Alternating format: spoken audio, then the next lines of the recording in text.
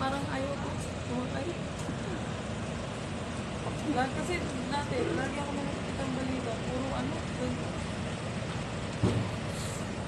Tayo sa kabila. Tawag din.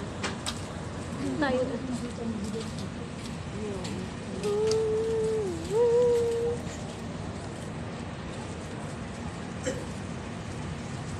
Takot daw yung babae sumakay sa Montenegro. Bakit? Laging tumaon. Yung tinigro. Saan ka sakay? Sa pambot.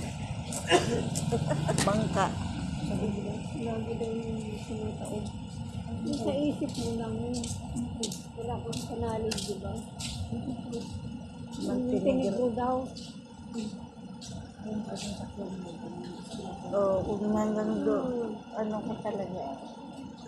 Dasal lang eh. Siguro, hindi yan ano, yung Walang panampalataya. bago umalis. Kaya yan nakatakot siya. Kumatakot.